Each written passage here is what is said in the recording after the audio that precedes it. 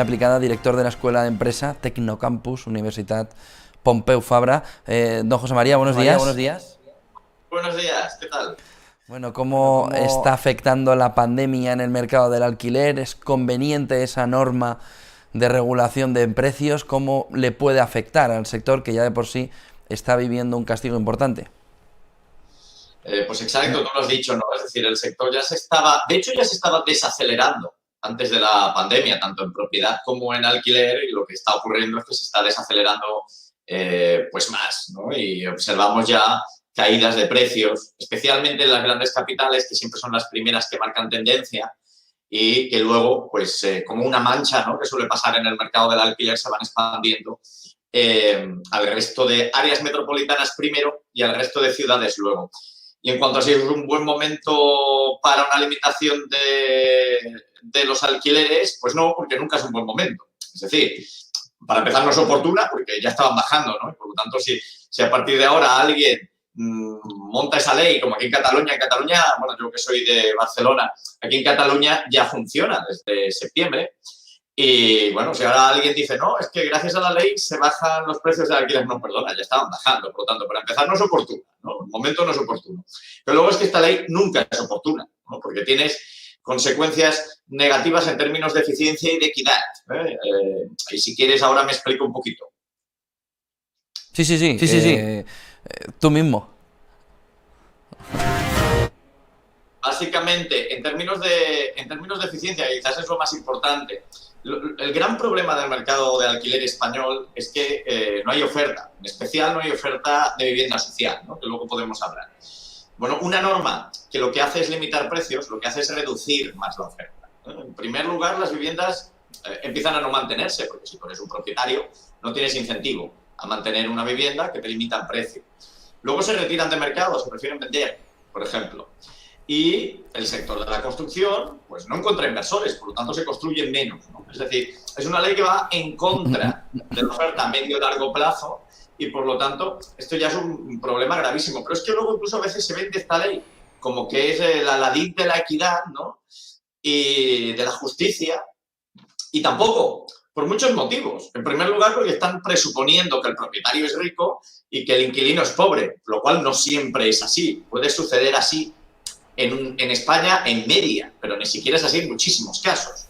Pero es que además, en estas leyes suele dividirse el mercado en un mercado regulado y en uno no regulado, ¿no? Es decir, suele haber una parte que se regula y una parte que no se regula, porque en todas las leyes hay excepciones, porque hay viviendas que no entran, ¿no?, en lo que suele ser la legislación. Ha ocurrido siempre en todas estas leyes de controles de alquileres. Y claro, entonces se crea una discriminación entre quién está en el mercado regulado y quién no está en el mercado regulado. En el mercado regulado se pueden estabilizar o bajar algo precios, sobre todo al principio, luego ni siquiera, pero también se reduce muchísimo la oferta, ¿no?, y se generan muchísimas colas. Y en el mercado no regulado, pues allí es donde todo el mundo quiere ir, todo propietario quiere ir, y por lo tanto es donde suben precios y sube oferta, ¿no? Con lo cual, pues eso, se generan muchísimas distorsiones en el mercado y nunca es un buen momento para una ley como esta.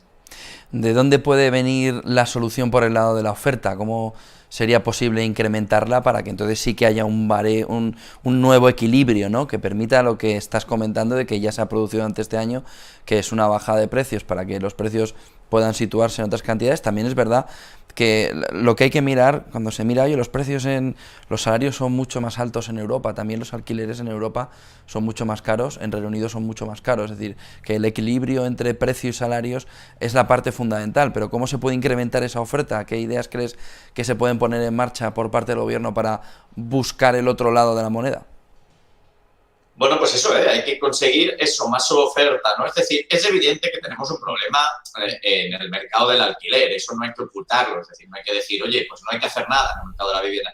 Yo, de hecho, cuando la gente ¿no?, todos los grandes defensores de la limitación del alquiler, empiezo a discutir con ellos, no, es que tú no quieres intervenir en el mercado. No, yo quiero intervenir muchísimo, pero vía cantidad, no vía precio, ¿no? Es decir, lo que tienen que hacer los gobiernos es crear un parque de viviendas en alquiler social, por fin, porque el gran desequilibrio, la gran diferencia de España con otras ciudades europeas es que el mercado de alquiler social prácticamente no existe. Es decir, es un 2,5% del mercado, cuando la media en Europa está en el 9,3% y las grandes ciudades europeas, las ciudades en las que todos nos miramos, tienen tasas en el entorno del 20%, ¿no? Cuando tú tienes un 20% del mercado copado con alquiler social, ya estás cuidando a esa parte del mercado del alquiler que le resulta difícil acceder al mercado privado, ¿no? Y que necesita otra vía.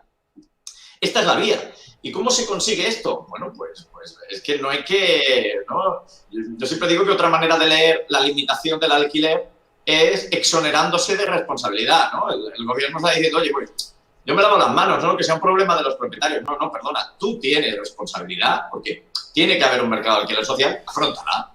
Y esto significa construir vivienda en alquiler social, por lo tanto significa llegar a acuerdos con los constructores para que de cada promoción, esto lo hace Austria, es el modelo austríaco, que tiene un 60% del mercado del alquiler en alquiler social. Y de cada promoción pues hay un porcentaje X, se puede negociar en cada caso, en alquiler social. Por ejemplo, el Ayuntamiento de Barcelona, curiosamente, del mismo color que Podemos, ¿no? Ha empezado a hacer actuaciones de este estilo. Es decir, una cosa es que hable de limitar los precios, pero ha empezado a hacer actuaciones en esta línea.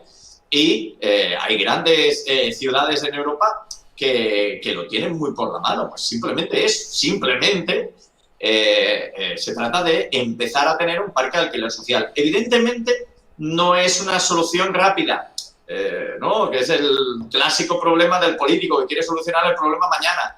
No, el problema no se soluciona de hoy para mañana, pero cuanto antes empecemos, antes se solucionará. Crearemos ese parque.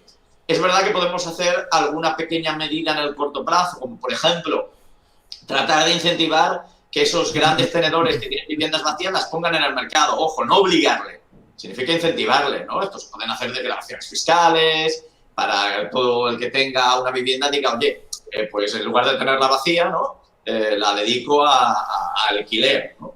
Bueno, pues medidas de este estilo que vayan haciendo que se ensanche el mercado de alquiler, especialmente la parte social.